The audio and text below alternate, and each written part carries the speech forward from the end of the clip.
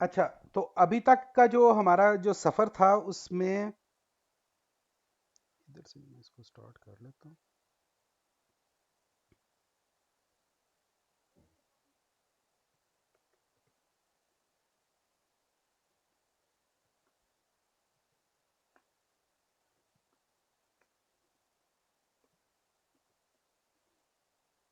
तो ये मैंने अभी आपके सामने जो है ये जुपिटर लैब को स्टार्ट किया। ये अब जो भी हम रोज़ काम करते हैं, ये अब आपको अपना जो है जुपिटर लैब वगैरह इस्तेमाल करना जो है वो किसी हद तक मेरे ख्याल में आ चुका होगा। आपने अकाउंट को एक्टिवेट कैसे करना है, और हमारे पास वर्चुअल जो एनवायरनमेंट्स होती हैं वो कैसे बनानी है, ये भी हमने डिटेल में डिस्कस किया हुआ है। और उसका एडवांटेजेस क्या होते हैं, ये सारी चीज़ें हमने ऑलरेडी डिस्कस की हुई हैं। तो अभी हम इसको थोड़ा सा मैं ओपन करता हूँ।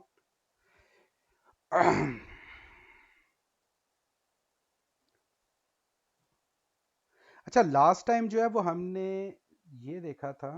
अच्छा, आज का लेक्चर थोड़ा सा शॉर्ट हो गया। मैंने जैसे बताया मेरी आज कोई तबीयत ज़रा इतनी ज़्यादा ठीक नहीं है, तो इसलिए थोड़ा सा इसको जो है आज हम शॉर्ट ही रखेंगे लेक्चर को।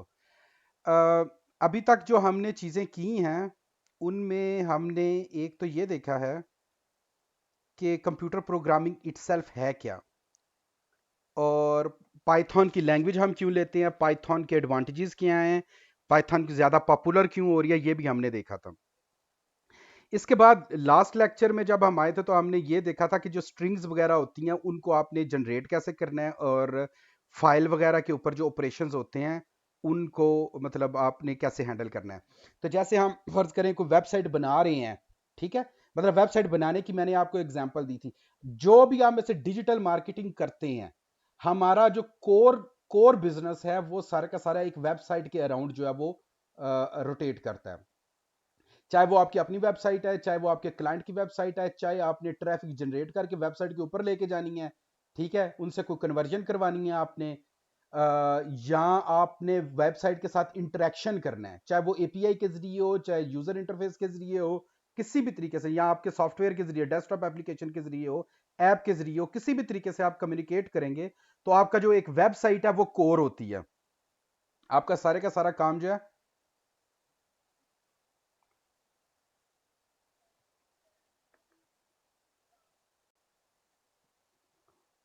इसको मैं ओपन कर लेता हूँ। अच्छा, ये हमारा जो था लास्ट था।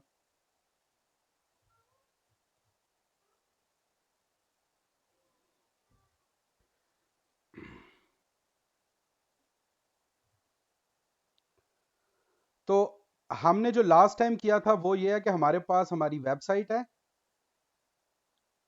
सॉरी, अभी जो मैं आपको बता रहा हूँ वो ये है कि एक तो ये है कि आपके पास आपका जो कोर बिजनेस है डिजिटल मार्केटिंग के अंदर, वो वेबसाइट के अराउंड है, ठीक है। अब ये आप इसके साथ जो कोलैबोरेशन कर रहे हैं वो आप एपीआई के जरिए भी कम्युनिकेट कर सकते हैं, ब्राउज़र से आप कर सकते हैं, यानी आपका जो वेब इंटरफेस है। और तीसरे पास आपके पास जो है ऑप्शन आ रही है, वो आप रही है डेस्कटॉप क्लाइंट। डेस्कटॉप में ऐप्स लिख देता हूँ इसको। तो आप ऐप के जरिए भी उसके साथ कम्युनिकेट करते हैं। जैसे आप फर्ज करें आप ईमेल के जरिए काम कर रहे हैं, या आपने कोई वेबसाइट है, ये ईमेल सर्वर है, तो आपने एपीआई के जरिए भी उसको एक्सेस कर सकते हैं। एपीआई के बारे में आई गेस मैंने आपको बताया हुआ है, मोस्ट प्रोबेबली आपको पता होगा। इसके एप्लीकेशन प्रोग्रामिंग इंटरफेस, ठीक है। इसके बारे में हम थोड़ा सा ना गूगल की एपीआई को भी देखेंगे, चैट जीपीआई जीपीटी की एपीआई को भी देखेंगे। लेकिन अभी आपको सिर्फ ये बताना है कि जब आप किसी वेबसाइट से इंटरेक्ट करते हैं, तो आपकी जो इंटरेक्शन होती है वो किसी ना किसी इंटरफेस के जरिए हो रही होती है, चाहे वो आपका वेब इंटरफेस हो, चाहे वो आपका प्रोग्रामिंग का एपीआई का इंटरफेस हो। ये बेसिकली दो ही आपके पास मेजर जो है वो इंटरफेस होते हैं। और इनको करने के लिए आप जो है जो चीज़ यूज़ करते हैं वो आपकी एप्स हो सकती हैं, आपका डेस्कटॉप का सॉफ्टवेयर हो सकता है, ठीक है, या आपका ब्राउज़र हो सकता है जिसके ज़रिए आप जो है ना वो कम्युनिकेट कर सकते हैं। ब्राउज़र भी आपकी डेस्कटॉप ऐप ही है बेसिकली। मतलब ये इतने ज़्यादा इंटरचेंजेबली चीज़ें यूज़ होती हैं कि इनको बाज़ दफ़ा डिफरेंशिएट करना भी मुश्किल होता है। और ये सारे का सारा काम आपको, जैसे हमने शुरू के लेक्चर्स में भी देखा, आप सारे का सारा काम जो है वो पाइथन 100% जो भी यहाँ पे लिखा हुआ है ये पाइथन के अंदर कर सकते हैं। तो इसी वजह से पाइथन ज्यादा जो है वो पॉपुलर हुई है पिछले सालों के दरमियान, वेबसाइट्स और वेबसाइट से रिलेटेड जितने भी बिजनेस होते हैं। इनफैक्ट हम ये कहते हैं कि एआई की जो लैंग्वेज है, प्रोग्रामिंग लैंग्वेज, वो पाइथन है। ठीक है, तो Python is the de facto language for artificial intelligence, machine learning and so on. Last lecture के अंदर जो हमने एक जो चीज इंटरेस्टिंग की थी वो ये की थी कि आपने अपनी HTML पेजेस जो थे खुद जनरेट किए थे। अभी तक जब आप मार्केट के अंदर काम करते हैं तो नॉर्मली ये होता था आपने अगर वो मेरा होस्टिंग वाले सेशंस जो है वो देखे हुए हैं तो उसके अंदर मैंने आपको स्टैटिक और डायनेमिक होस्टिंग के बारे में जो है वो डिटेल में बताया था। ठीक है, अब स्टैटिक और जो डायनामिक, ये दो किस्म की होस्टिंग है। इनके अंदर बैक एंड के ऊपर जो आपका मेन मेन जो फंक्शनैलिटी होती है उसने कोई ना कोई HTML के पेज जनरेट करने होते हैं।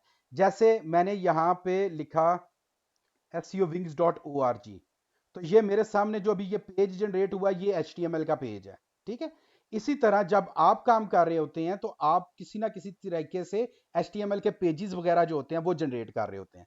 आप फर्ज करें अगर जाते हैं गूगल के ऊपर और गूगल पे जाके हम कोई भी चीज टाइप करते हैं, लेट्स से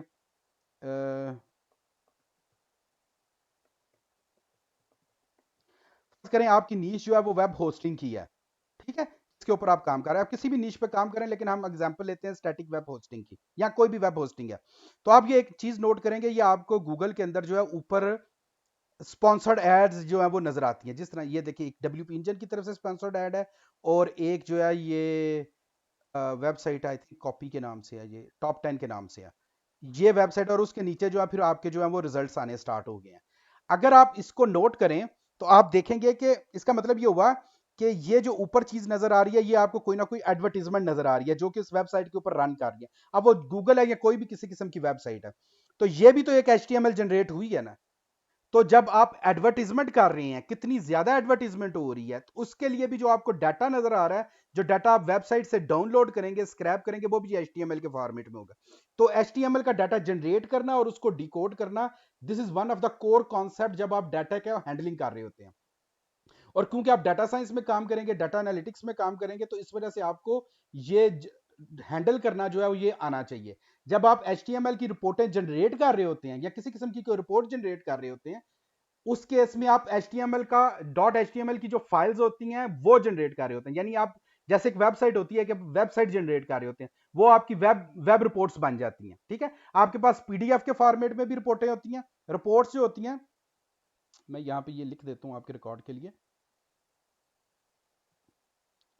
आपके पास PDF फॉर्मेट में भी आप रिपोर्ट जनरेट कर सकते हैं, आप नोटबुक्स के फॉर्मेट में भी रिपोर्ट जनरेट कर सकते हैं, आप HTML के फॉर्मेट में भी रिपोर्ट जनरेट कर सकते हैं, आप मार्कडाउन के फॉर्मेट में भी रिपोर्ट जनरेट कर सकते हैं। ठीक है, तो एक मिनट, यहाँ पे मेरे हमें कुछ स्टूडेंट अभी आए हैं।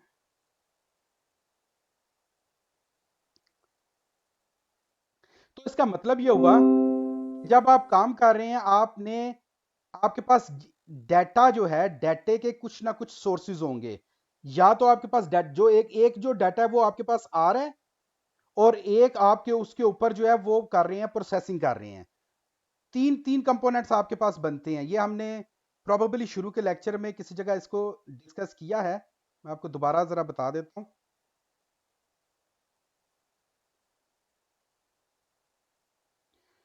एक आपके पास जो चीज आ रही है वो आ रही है, इनपुट आ रही है, और ये मतलब एक क्लासिकल है, आप में से मेजॉरिटी स्टूडेंट्स ने ऑलरेडी इन चीजों को पढ़ा होगा। प्रोसेसिंग आ रही है, और तीसरी आपके पास जो चीज आ रही है वो आ रही है आउटपुट। कोई भी आप डाटा की एनालिसिस करें, किसी किस्म की भी कोई भी आप साइंटिफिक कैलकुलेशंस करें, कुछ भी करें, आपके पास हमेशा ये तीन कॉन्सेप्ट होते हैं। आपके पास डाटा की इनपुट आ रही होती है, डाटा की प्रोसेसिंग हो रही होती है, और आउटपुट आ रही होती है। आप डाटा साइंस लें, डाटा एनालिटिक्स लें, डाटा इंजीनियरिंग लें, ये तीनों चीजें जो हैं ये इसी के अराउंड, या डाटा माइनिंग लें, ये सारी की सारी इसी के अराउंड किसी ना किसी जगह पे घूम रही होंगी। अब हमारे केस में क्या होता है, जो हम डाटा साइंटिस्ट हैं, हम ये कहते हैं कि भाई मुझे डाटा दो। जो आपको डाटा दिया जाएगा वो कहीं ना कहीं से इनपुट हो रहा होगा। ठीक है, तो वो जो इनपुट होती है वो आपके पास मोस्ट प्रोबेबली या तो HTML के फॉर्मेट में आएगी, ठीक है। जहां से फर्ज करें मैं अभी आया हूं यहाँ पे गूगल के पेज पे, तो ये जितना डाटा आपको यहाँ पे नजर आ रहा है, अगर मैंने ये डाटा कॉपी करना है, इसकी प्रोसेसिंग करनी है, मसलन आप ये चाहते हैं कि आपको ये पता चले कि इस कीवर्ड के अगेंस्ट कौन सी एडवर्टीजमेंट डिस्प्ले हो रही है, ठीक है। फर्ज करें कि आपका टारगेट कीवर्ड है और आप ये देखना चाह रहे हैं कि इसके अगेंस्ट मेरी कौन सी, और आपने फर्ज करें कोई अपनी कंपेन बनानी है, तो आपको पहले ये देखना पड़ेगा भाई मेरे कंपिटिटर कौन से हैं, वो कंपिटिटर नंबर 1 कौन सा है, फर्स्ट पेज पे मेरे कंपिटिटर्स कौन से हैं, सेकंड पेज पे मेरे कंपिटिटर कौन से आ रहे हैं, ये देखिए सेकंड पेज पे ये आ रहे हैं, एंड सो ऑन। तो ये जो जितना भी डाटा होगा, ये उनके जो उनके यूआरएल एड्रेसेस होंगे, ठीक है। पेज 1 पे यूआरएल एड्रेस, पेज 2 पे यूआरएल एड्रेस, पेज 3 के ऊपर जो यूआरएल एड्रेस है, ये जितनी भी इंफॉर्मेशन होगी ये आपको एचटीएमएल के फॉर्मेट में मिल रही है, ठीक है। कोई स्ट्रिंग्स है आपके पास जिसका जो डाटा आपके पास आ रहा है, उसकी सिग्निफिकेंस ये है कि ये डाटा आपके पास जो आ रहा है, ये इसको मैं थोड़ा सा भी रिमूव कर देता हूँ ताकि ये इसकी जो है ना वो ना हो, डिस्ट्रैक्शन ना हो। ये डाटा जो है ये आपके पास ऑलरेडी जो है वो HTML के पेजेस में आ रहा है, उसकी इनपुट, इसके ऊपर आपने कोई ना कोई प्रोसेसिंग की है, जैसे कि हमने लास्ट टाइम ये प्रोसेसिंग की कि भाई मैं 2 वेरिएबल्स लूंगा, डाटा की प्रोसेसिंग करूंगा और एक मैं आउटपुट दे दूंगा। अब जो आउटपुट है वो हमने लास्ट लेक्चर के अंदर देखा, हमने एज ए HTML फाइल उसको आउटपुट किया। तो इसका मतलब ये हुआ कि आपको इनपुट लेनी भी आनी चाहिए, प्रोसेसिंग करनी भी आनी चाहिए और आउटपुट देनी भी आनी चाहिए, और ये सारा का सारा काम आप किसके अंदर करेंगे, पाइथन के अंदर करेंगे। अब हम दोबारा वापस आते हैं। अच्छा, जब आप पाइथन के अंदर कर रहे हैं और डाटा जो है वो हमारे पास ये इस तरह की जो प्रोसेसिंग या इनपुट या आउटपुट हो रही है, इसके अंदर अब मसला ये आता है कि आपने बाज दफा फंक्शनैलिटीज को रिपीट करना होता है। मसलन आपने यहां पे देखें, यहां पे आपके पास आया डाटा, आया पेज 1 का डाटा आया, पेज 1 में आपने देखा कि ये भाई ये वाली जो मेरी 10 पेजेस जो है ये इस वाली फर्स्ट के ऊपर जो है ना, फर्स्ट पेज के ऊपर रैंक कर रहे हैं। इसमें ये ऊपर जो मेरे पास 4 एडवर्टीजमेंट्स आ रही हैं, नीचे भी मेरे पास जो है ये एक एडवर्टीजमेंट आ रही है, तो टोटल 5 एडवर्टीजमेंट है इस एक पेज के ऊपर। तो आपने जब भी कंपेन बनानी है तो आपका इसका मतलब है कि आपको ये 5 जो आपके कंप्यूटर्स आ रहे हैं इसका डाटा जो है एज ए इनपुट आपको चाहिए होगा, ये है आपका इनपुट डाटा जो आपको चाहिए। अब जब आप फर्ज करें सेकंड पेज पे क्लिक करते हैं, तो जैसे ही आप सेकंड पेज पे गए आपके आपके जो रिस्पॉन्सेज हैं वो चेंज हो गए। अब आपके पास 1 2 3 आ रहे हैं टॉप के ऊपर एडवर्टाइजर, और बॉटम के ऊपर अब आपको जो है ना 3 मजीद एडवर्टाइजर मिल रहे हैं। तो इसका मतलब है सेकंड पेज के ऊपर अब आपके पास 6 एडवर्टाइजर्स आ गए हैं। पहले पेज के ऊपर 5 थे, सेकंड पेज के ऊपर 6 हैं। ये 5 और 6 क्यों है, ये एक अलग स्टोरी है, ठीक है। उनके बजट क्या हैं, उन्होंने पीपीसी कैंपेन्स अपनी कैसी डिजाइन की हैं, वो एक सेपरेट स्टोरी है। यहां पे ज्यादा जरूरी ये है कि आपके पास 6 जो है वो आ रहे हैं, एडवर्टाइजर्स आ रहे हैं। तो मतलब ये हुआ कि जैसे ही मैं थर्ड पेज पे जाऊंगा मेरे पास पैरामीटर मजीद चेंज होंगे, लेकिन जो उस पेज के ऊपर डिस्प्ले हो रहा है वो डायनेमिकली डिपेंड करता है कि मैंने किस पेज के ऊपर क्लिक किया है। लेकिन अगर मैंने ये डाटा कलेक्ट करना है तो इसका मतलब है मेरा कलेक्शन का प्रोसीजर तो चेंज नहीं होगा। हर दफा मैंने सिर्फ ये देखना है कि भाई मुझे एडवर्टाइजर निकाल के दो, कितने बंदे इस पेज पे एडवर्टाइजमेंट कर रहे हैं। तो जब आप रिपीटेडली सेम टास्क कर रहे होते हैं, एग्जैक्टली सेम टास्क कर रहे होते हैं, जैसे इस केस में मैंने कहा कि मैंने स्पॉन्सर्स की जो वैल्यूज हैं, जो उनकी जो यूआरएल्स हैं, मैंने वो निकालने हैं। तो इसका मतलब ये होगा कि मैं इनको रिपीटेडली कर रहा हूं। तो जो टास्क हम रिपीटेडली कर रहे होते हैं वो आपके प्रोग्राम्स होते हैं, और उनको हम फंक्शंस के अंदर जो है वो इनकैप्सुलेट कर देते हैं, ताकि हमें बार बार सिर्फ फंक्शंस का नाम जो है वो रिपीट करना पड़े, बजाय ये कि हम जो है वो पूरा का पूरा कोड जो है वो दोबारा एग्जीक्यूट करें। तो जो फंक्शंस होते हैं वो आपके जो रिपीटेड टास्क होते हैं उनको रन करने के लिए हम जो है वो इस्तेमाल करते हैं। हमारे केस में क्या है, हमारा जो कॉन्सेप्ट था वो ये है कि हमने सिर्फ स्पॉन्सर्स को निकालना है। तो भाई जो हमने स्पॉन्सर्स निकालने हैं वो हमारे पास 4 स्पॉन्सर्स हैं या 3 स्पॉन्सर्स हैं, जितने भी आ रहे हैं उनको हम फंक्शंस के अंदर डाल देते हैं। कहते हैं कि भाई हमें एक फंक्शन लिखते हैं और उसमें कहते हैं कि हमें सारे के सारे स्पॉन्सर्स निकाल के दो। फॉर एग्जाम्पल आज के लेक्चर के लिए मैं इसको जो है ना क्विकली एक नोटबुक बनाता हूँ, और इसका जो हम नाम है वो रख देते हैं 02-04 में इसका नाम रखता हूँ फंक्शन। अच्छा, तो यहाँ पे आपको मैं दोबारा बता देता हूँ, यहाँ चले हम कोड के अंदर ही लिख लेते हैं। फर्ज करें मैंने ये गूगल का मेरा पेज है, मैं डाटा की कलेक्शन के बारे में अभी आपको बता रहा हूँ कि वहां पे फंक्शंस कैसे इस्तेमाल होते हैं। तो फर्ज करें हम कहते हैं कि मैंने एक फंक्शन लिखना है पाइथन के अंदर, और फंक्शंस का नाम है एक्सट्रैक्ट स्पॉन्सर्ड यूआरएल। ठीक है। और आपको मैंने लास्ट टाइम भी बताया था कि जब आप पाइथन के अंदर फंक्शंस लिख रहे होते हैं तो आपने हमेशा उसको डेफ से स्टार्ट करना है। ये डिफाइन आप करते हैं फंक्शंस को। और जो आपका जो फंक्शन का जो नाम होता है, जैसे जो हमने यहाँ पे लिखा होता है, ये आपने जितना ज्यादा मीनिंगफुल लिख सकते हैं, ह्यूमन रीडेबल लिख सकते हैं, आपने वो लिखना है। और जहां पे आप समझते हैं कि आपकी स्पेस आनी चाहिए, वहां पे आपने अंडरस्कोर यूज करना है। तो मैं इस फंक्शन के जरिए एक्सट्रैक्ट करना चाहता हूँ स्पॉन्सर्ड यूआरएल्स को फ्रॉम गूगल। आप चाहें तो आप ऐसे भी लिख सकते हैं। अब ये आप किसी भी बंदे को ये वाला फंक्शन देंगे तो उसको पता चल जाएगा कि आप करना क्या चाह रहे हैं। ठीक है। और इसके बाद हमने देखा कि हम यहाँ पे अपने फंक्शंस के पैरामीटर भी दे सकते हैं। फंक्शंस के पैरामीटर से मुराद ये है कि आपने बताना है कि कौन से वाले पेज से आपने यूआरएल्स को एक्सट्रैक्ट करना है। मैं कहता हूँ बाय डिफॉल्ट मैं फर्स्ट पेज में से एक्सट्रैक्ट करना चाहता हूँ। और अगर आप फंक्शंस की इंप्लीमेंटेशन नहीं करना चाहते तो आपके पास एक वर्ड होता है पास का। ये हमने लास्ट टाइम किया था। अब नॉर्मली क्या होता है, ये हमारे पास स्टैंडर्ड प्रोसीजर होता है। जो न्यू बीज आते हैं वो क्या करते हैं, वो एक छोटी सी गलती करते हैं फंक्शंस बनाते हुए, अगर उनको कॉन्सेप्ट क्लियर ना हो तो वो क्या करते हैं, वो डिफाइन करते हैं फंक्शंस को, बल्कि फंक्शंस को डिफाइन भी नहीं करते, वो लिखते हैं चले हम फंक्शंस के साथ ही इसको कर लेते हैं। डिफाइन करते हैं कि जी एक्सट्रैक्ट पेज वन। तो पेज वन में से जितने भी पेज स्पॉन्सर्ड पेजेस हैं वो निकाल दो, sponsored URL from page one.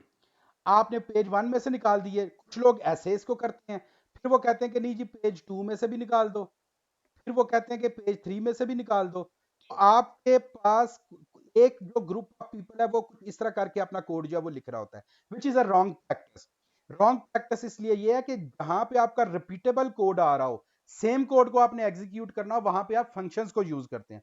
तो बजाय ये कि हम सिर्फ पेज को 1 2 3 करें, हम इसके बजाय में कहते हैं कि नहीं, मैंने गूगल में से पेज एक्सट्रैक्ट करने हैं। एक्सट्रैक्ट का कोड हम बाद में देखेंगे वो कैसे करते हैं, अभी आप उसके साथ कंफ्यूज ना करें, अभी आप सिर्फ कॉन्सेप्ट को देखें। एक्सट्रैक्ट करना इंतहाई आसान है गूगल में से डाटे को। अभी आप ये देखें कि आपने जो ये 1 2 3 आ रहा था, बजाय ये कि आप 3 फंक्शन लिखते, आपने यही काम सिंपल एक फंक्शन के जरिए वो कर लिया है। और वहां पे आपने पेज आईडी की जगह जो है वैल्यू दी है, वो क्या दिया कि नहीं, मैं जो है वो पेज आईडी के जरिए उसको एक्सट्रैक्ट करूंगा। और जब आपने फंक्शन को कॉल करना है तो आप यहां पे सिंपल क्या देंगे, page ID is equal to 1, पहले पेज को करो और फिर आप इसी को कोड को कॉपी कर लें। और फर्ज करें आप इसको 5 दफा इस्तेमाल करना चाहते हैं, तो आप पहले 5 पेजेस के ऊपर जितने भी स्पॉन्सर्ड के यूआरएल्स हैं आप उनको इस तरह करके एक्सट्रैक्ट कर सकते हैं by using the same single function. ठीक है। तो फंक्शंस के इटसेल्फ बहुत ज्यादा एडवांटेजेस है, इनफैक्ट आप हमेशा फंक्शन ही यूज कर रहे होंगे मास वाई चंद छोटी चीजों के।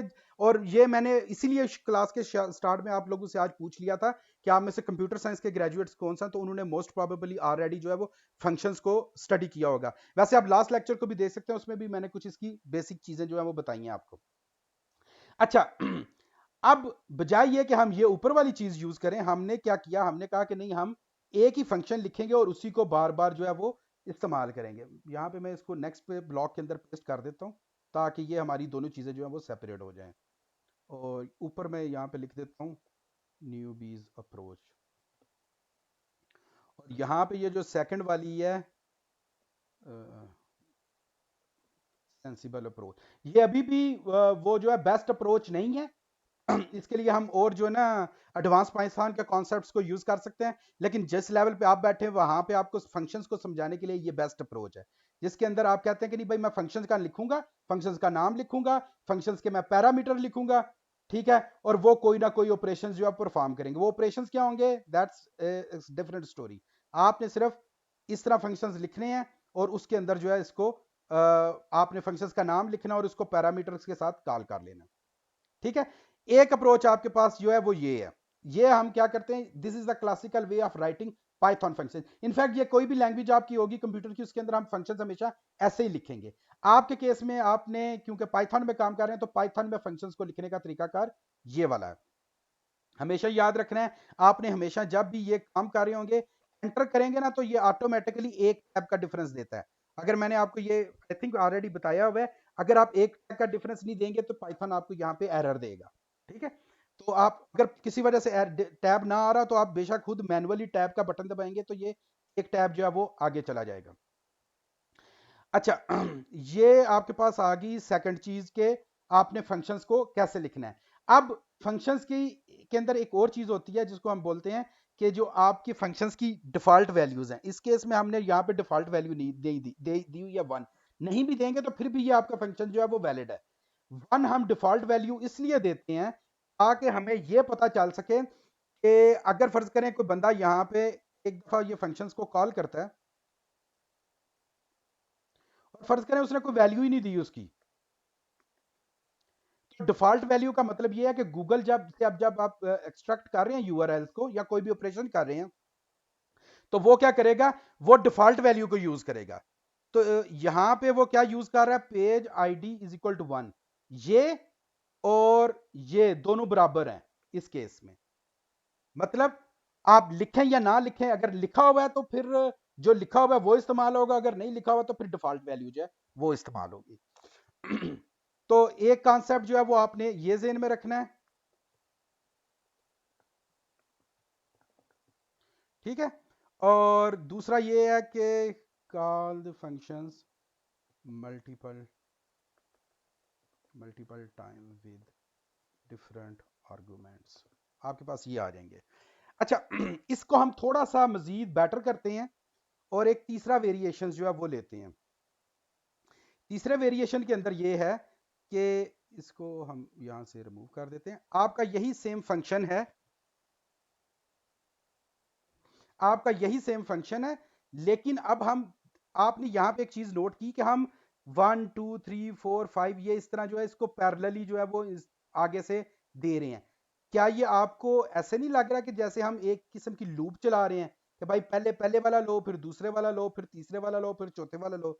तो आपको मैंने एक चीज बताई थी कि हम पाइथन में जब रिपीटेटिव टास्क करने होते हैं, सेम किस्म का टास्क करना होता है, जो सेट ऑफ चीजें होती हैं उनको हम एक फंक्शन के अंदर लेके जाते हैं। लेकिन अगर आपने उस चीज को बार बार रिपीट करना है तो आप उसको एक लूप के अंदर लगा देते हैं। जैसे आपने स्कूल के अंदर पहाड़े पढ़े होंगे जो टेबल्स होते हैं। ठीक है, 2 का टेबल आपने पढ़ा, 3 का टेबल पढ़ा, 4 का टेबल पढ़ा। तो 2 1 द 2 2 2 द 4 ये चीजें आपने पढ़ी हैं, ये रिपीट हो रही हैं। पहले एक के ऊपर ऑपरेशन लगेगा, फिर दूसरे के ऊपर, फिर तीसरे के ऊपर, फिर चौथे के ऊपर। तो उस सूरत में हम क्या करते हैं, हम रिपीट करते हैं with the help of loops. तो फार लूप के बारे में आपको मैंने लास्ट टाइम भी बताया था, मैं आपको यहाँ पे एक दफा दोबारा जो है इसके बारे में डिटेल में बता देता हूँ। हम ये कहते हैं फॉर एक्स इन, आपको बेसिक एग्जांपल जो लास्ट टाइम भी हमने शायद की थी यही होगी, मैं रिपीट कर देता हूँ। जब आपने लूप लिखनी है तो ये हमेशा फॉर से स्टार्ट होगी। हम सिर्फ अभी फॉर लूप के बारे में बात कर रहे हैं, आप दूसरी लूप्स को भी भूल जाएं। जिस लेवल पे आप काम कर रहे हैं आप सिर्फ ये जो लूप आपको बताई जा रही है सिर्फ इसी को जेन में रखें।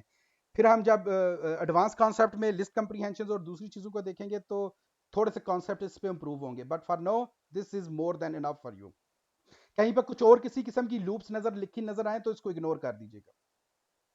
अच्छा, होता क्या है कि इस ये जो फार लूप होती है इसके 4 पैरामीटर होते हैं जो आपको यहाँ पे नजर आ रहे हैं। एक आपके पास फार लिखा जाएगा, उसके बाद आपने जो ये स्टार्ट होगी फार से, ये जो आपको यहाँ पे फार लिखा नजर आ रहा है, और ये जो एंड होगी ये आपके पास एक अरे के फॉर्मेट में एंड होगी जिसके अंदर मुख्तलिफ वैल्यूज होंगी। जैसे कि इस केस में मैंने लिखा कि जो मेरी अरे है उसके अंदर वैल्यू 1 2 3 4 और 5 है। और ये जो एंड होगी उसके बाद आपने यहाँ पे जैसे आपने फंक्शंस के साथ डबल कॉलन दिया ना, ये कॉलन दिया, सॉरी डबल, सॉरी डबल मैं दोबारा बोल गया, हम जर्मन में इसको डबल पुंक्ट बोलते हैं, तो इंग्लिश में ये बनता है 2 पॉइंट्स जो बनते हैं या कॉलन बनता है, तो आपने ये यहाँ पे लिखना है। इसके साथ ये एंड होगा, फॉर के साथ ये स्टार्ट होगा, और अरे से पहले आपने लिखना है इन। और एक्स से मुराद ये है कि जो भी यहाँ पे वैल्यू आपने 1 बाय 1 वैल्यूज इसके अंदर से निकालनी है, लेनी है, निकालनी नहीं सही वर्ड, लेनी है।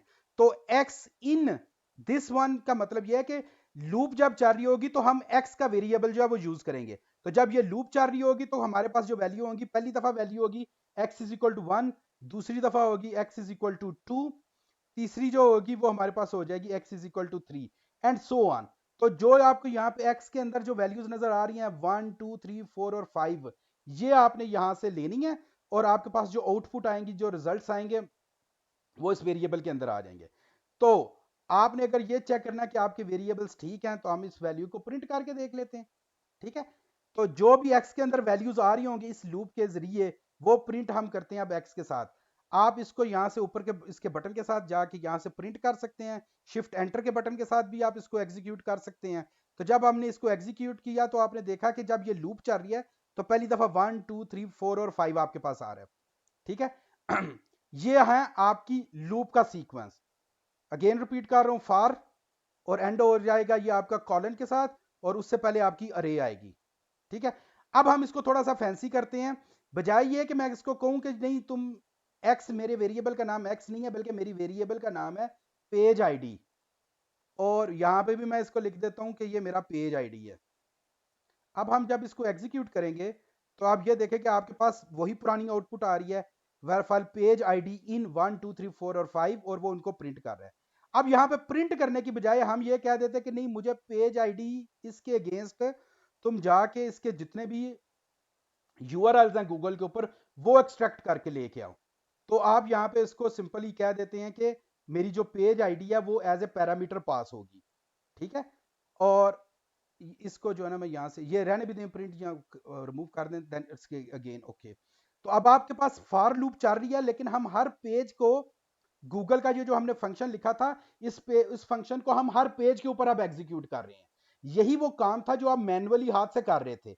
आप आ रहे थे और आपने यहाँ पे फर्स्ट पे क्लिक किया और देखा कि कितने आपके पास आ रहे हैं स्पॉन्सर्ड। फिर आप नीचे गए, आपने सेकंड पे क्लिक किया, फिर आपने देखा कितने स्पॉन्सर आ रहे हैं, और फिर आप थर्ड पे क्लिक किया, और ये देखें जो काम आप मैनुअली कर रहे थे, लूप की आइटरेटिव फॉर्मेट में कर रहे थे, वो काम अब ऑटोमेटिकली आप लूप के ऑपरेशंस के जरिए जो है वो कर सकते हैं। ठीक है, ये प्रोसीजर है आपका गूगल में से या आपका कोई फंक्शन लिखने का और फंक्शन को किसी लूप के अंदर जो है वो आइटरेट करने का।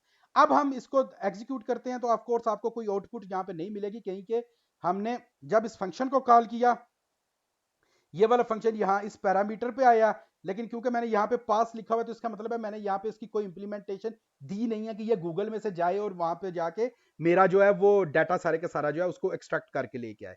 अच्छा, यहाँ पे मैंने एग्जांपल दिया गूगल से यूआरएल एक्सट्रैक्ट करने की। आप इसके मुकाबले पे कोई भी किसी किस्म का function what ever you can think of आप यहाँ पे ले सकते हैं। मसलन आप ये कह सकते हैं कि नहीं, मैंने चैट जीपीटी को 10 दफा एक रिक्वेस्ट भेजनी है, मेरी ये 10 ब्लॉग पोस्ट है, इन 10 ब्लॉग पोस्ट के अगेंस्ट 10 आर्टिकल लिख के मुझे दो, या इन 10 पेजेस का मुझे एससीओ करके दो, या इन 10 पेजेस का मुझे जो है एलएसआई इंडेक्स निकाल के दो, जो लेटेस्ट इंडेक्सिंग होती है, जो आर्टिकल जो उसके सिनोनिम्स हैं मुझे वो निकाल के दो। तो आप किसी किस्म का कोई भी ऑपरेशन इसके अंदर कर सकते हैं। चैट जीपीटी के ऊपर करें, आपने कीवर्ड्स एक्सट्रैक्ट करने हैं, बेशक कीवर्ड्स एक्सट्रैक्ट करें, whatever you want to do आप उसको यहाँ पे रिपीट कर सकते हैं। तो लूप का काम है उसको रिपीट करना, और फंक्शन का काम है इन सारे के सारे सेम जो आपके सेम टास्क हैं उनको एक सेट ऑफ एग्जीक्यूशन जो कमांड्स हैं उनको एग्जीक्यूट करना स्टेप बाय स्टेप।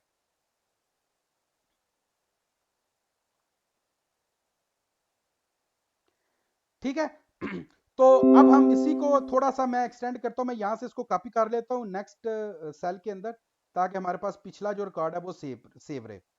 अब हम थोड़ा सा इसको एक्सटेंड करते हैं। हम कहते हैं कि नहीं, ये मैंने जो फंक्शन लिखा है इसको थोड़ा सा मैं क्योंकि होता क्या है कि जब मैं इसको एग्जीक्यूट करता हूं तो एज सच मुझे कोई आउटपुट नहीं मिल रही। तो हम थोड़ा सा इसको देखते हैं कि आया ये फंक्शन वाकई एग्जीक्यूट हो भी रहा है कि नहीं हो रहा। तो उसके लिए हमने लास्ट टाइम जो है वो एक कमांड की थी एफ स्ट्रिंग की। अब जब आप एफ स्ट्रिंग में आते हैं और आप कहते हैं जी extracting URLs from Google on sponsor, Google on page. अच्छा, यहां पे हमने ये देखा था कि आपने जो करली ब्रैकेट्स हैं ये यूज करनी है अपने वेरिएबल को रिप्रेजेंट करने के लिए। ये लास्ट टाइम हम इसको डिटेल में भी कर चुके हैं, और उसका नाम हम रख देते हैं पेज आईडी। तो हम इस पेज के ऊपर से जाके अपने यूआरएल्स को एक्सट्रैक्ट करने लगे करेंगे। ठीक है, तो जब आपने यहाँ पे प्ले का बटन इसके ऊपर क्लिक किया तो आप ये देखें अब वो आपको बता रहा है कि जब पहली दफा लूप चल रही है तो वो कह रहा है मैं पेज 1 से इसको एक्सट्रैक्ट करने लगूँ, फिर पेज 2, पेज 3, पेज 4 और पेज 5 से एक्सट्रैक्ट करने लगूँ। तो इसका मतलब यह है कि यहाँ पे अब हम कोई भी ऐसा कोड लिखें, any code which will extract URLs from Google page 1 page should work। तो वो कुछ भी आप लिखेंगी वो उसके ऊपर वो काम करेगा। इनफैक्ट आपको कोड लिखें या इवन आप जो है ना एनी कंडीशन लिखते हैं टू क्लासिफाई द यूआरएल्स, ये आपको रिमेंबर होगा कि हमने क्लासिफाई किया था यूजिंग इफ एल्स स्टेटमेंट के साथ। हमने लास्ट टाइम जो है वो क्लासिफाई किया था, जिसके अंदर हमने ये देखा था कि हमारे पास जो है जर्मन वेबसाइट्स हैं या हमारे पास .com की डोमेन है या हमारे पास जो है वो org की डोमेन है। तो हम जो डोमेन्स है उसकी बेस के ऊपर क्लासिफाई कर रहे थे। तो इसका मतलब ये होगा कि जो यूआरएल आपके पास आ रहे हैं उन यूआरएल को आप क्लासिफाई कर सकते हैं जस्ट टू शो के जो एडवर्टीजमेंट्स चल रही हैं इस पेज के ऊपर उनमें से कितनी जर्मन है और कितनी जो है वो नॉन जर्मन वर्जन हमारे पास चल रहे हैं। ठीक है, तो this is a very simple example. इसका जो इस कोड का जो एक्सटेंडेड वर्जन है वो हमारी एक्सरसाइज के अंदर अभी आगे जाके आएगा। मैं यहाँ पे सिर्फ उनको जो है वो कर रहा हूँ, उसको इकट्ठा कर रहा हूँ ताकि वो एक जगह के ऊपर वो सारे के सारे आ जाएं और आपको जो कॉन्सेप्ट है फंक्शन का वो क्लियर हो। ठीक है ये वाली चीज आपने ऑलरेडी की हुई है और ये वाली जो है ये वाली चीज जो है क्लासिफिकेशन की, ये हमने नेक्स्ट लेक्चर्स के अंदर जब एपीआईज वगैरह को या वेब स्क्रैपिंग को हम देख रहे होंगे तो वहां पे मैं आपको बताऊंगा कि इसको कैसे करना है। तो ये आपके पास आ गया आपका जितना भी है कोई भी कमांड आपने फंक्शन के अंदर एग्जीक्यूट करनी है। आपको मैंने बताया था ये पाउंड का साइन हम यूज करते हैं कमेंट्स करने के लिए। आपने अपने पाइथन कोड को किसी भी जगह पे कमेंट करना है तो आप ये कोड का साइन करेंगे तो इसका मतलब ये हुआ, कमेंट का मतलब ये है जब कोड एग्जीक्यूट हो रहा है। जैसे मैंने अभी ये कोड एग्जीक्यूट किया है तो आप देखें कि सिर्फ और सिर्फ ये प्रिंट वाली स्टेटमेंट एग्जीक्यूट हुई है। उसके बाद ये जो नीचे लिखा नजर आ रहा है ना ये पाउंड साइन के अंदर, ये एग्जीक्यूट नहीं हुआ, ये हमारे कमेंट्स हैं। तो जो चीज कमेंट के अंदर होती है वो एग्जीक्यूट नहीं होती। इसके बाद एक और चीज होती है आपको, शुरू में जब हम स्ट्रिंग्स को डिस्कस कर रहे थे तो मैंने आपको बताया था स्ट्रिंग्स को रिप्रेजेंट करने के हमारे पास 3 मेथड्स होते हैं। सिंगल कोट्स होती हैं, डबल कोट्स होती हैं और ट्रिपल कोट्स होती हैं। तो आज हम आपको ऑलरेडी मैंने डबल कोट्स के बारे में बताया हुआ है, अभी मैं आपको ट्रिपल कोट का एक सीक्वेंस बताने लगा हूं। ट्रिपल कोट से मुराद ये है कि आपने ये टोटल 6 कोट्स जो हैं ये आपकी बनेगी, ये वाली सॉरी ये वाली 3 शुरू में और 3 बाद में। तो यहां पे आप अपने जो आपका फंक्शन है उसकी जो डिस्क्रिप्शन आप वो लिख सकती हैं। यानी आप अपने यूजर को बताना चाहती हैं कि ये फंक्शन क्या कर रहा है। ठीक है, जैसे आपको हेल्प लेती है ना, आप अपने किसी भी आप लोग काम कर रहे हैं तो आप किसी फंक्शन के बारे में हेल्प लेते हैं। हेल्प के बारे में भी मैं आपको पहले बता चुका हूं तो उसी चीज की ये कंटिन्यूएशन है।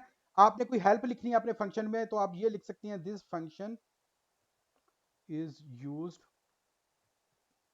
to extract sponsor URLs from Google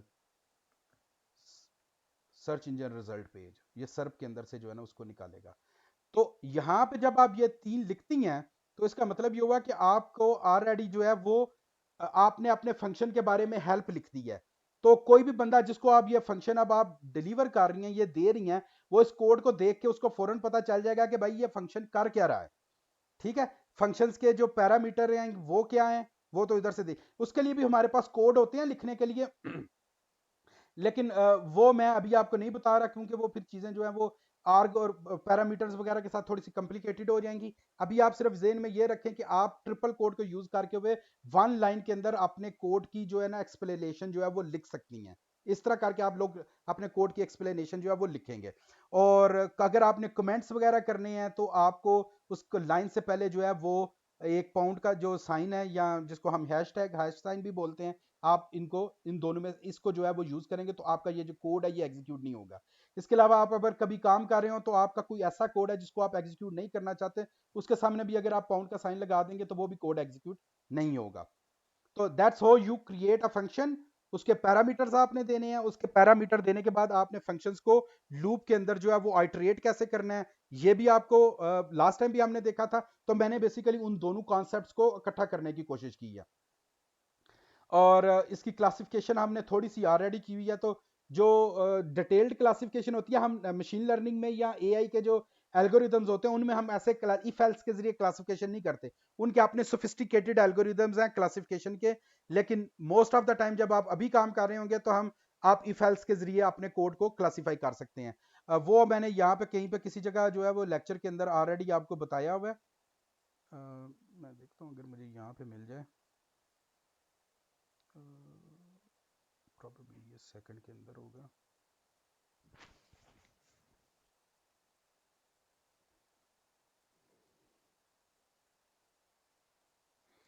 नहीं, इसके अंदर नहीं है।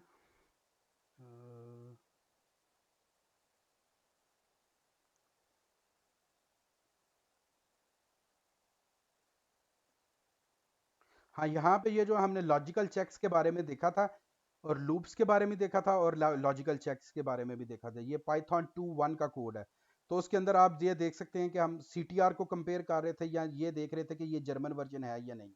ठीक है। अच्छा, यहाँ पे मैंने लिस्ट कंपेयर, ये देखे फॉर लूप जो इस्तेमाल की है ना, ये वाली मैं थोड़ा जूम कर देता हूँ।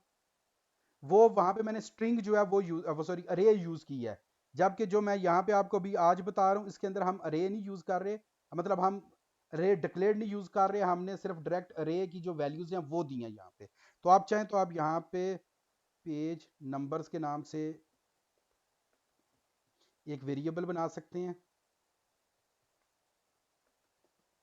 और यहाँ पे आप उसको इस तरह की वैल्यूज दे सकते हैं। तो even this is valid. Execute करें तो आप देखेंगे कि आपके पास रिजल्ट्स जो हैं वो सेम आए हैं। ठीक है। अच्छा, पाइथन के अंदर जो है वो एक फंक्शन और होता है, हम उसको बोलते हैं रेंज का फंक्शन। ठीक है। तो रेंज जो है ये आपको आपको मैंने हेल्प के बारे में बताया था। रेंज के कोई भी फंक्शन हो उसके आगे आप इस तरह ये जो है ना क्वेश्चन मार्क का साइन देंगी तो आपको जो है आप लोगों को जो है वो इसके अंदर जुपिटर लैब के अंदर जो है वो उसकी हेल्प जो है वो नज़र आ जाएगी। तो आपने उसके साथ जो है वो क्वेश्चन मार्क देना है, तो आपको पता चल जाएगा कि ये रिटर्न क्या कर रहा है आपको। Produce the sequence of integer from start to stop.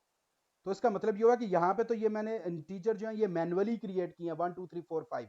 What if I want to create them automatically.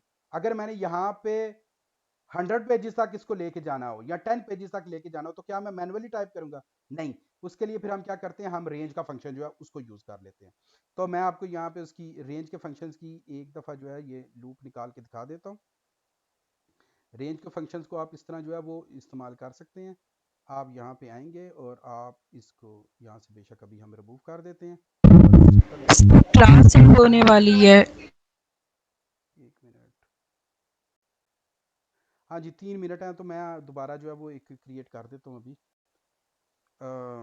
आप जब रेंज लिखेंगे तो आपने हमेशा जो है वो शुरू में लिखना है कि ये जो स्टार्ट किससे होगी और एंड किस पे होगी। तो फर्ज करें आप कहते हैं नहीं, ये 1 से स्टार्ट होगी और 100 तक जो मेरे फर्ज करें 10 पेजेस हैं, मैंने उस तक इसको लेके जाना है।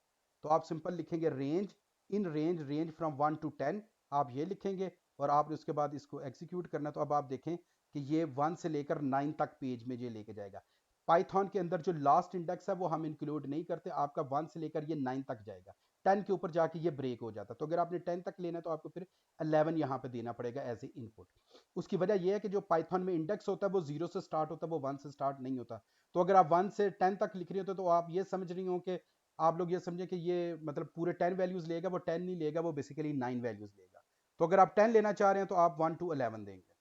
तो ये देखें अब आपके पास वो सारे के सारे पेजेस को एक्सट्रैक्ट करेगा। आप चाहें तो आप बेशक यहाँ पे 20 पेजेस भी दे देंगे, तो जितने भी पेजेस देंगे ये उतने के ऊपर जाके उसके ऑपरेशन जो करेगा।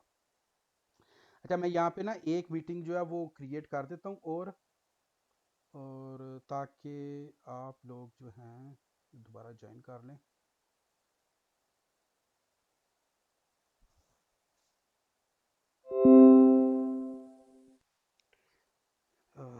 स्टॉप प्रेजेंटिंग, यहाँ से हम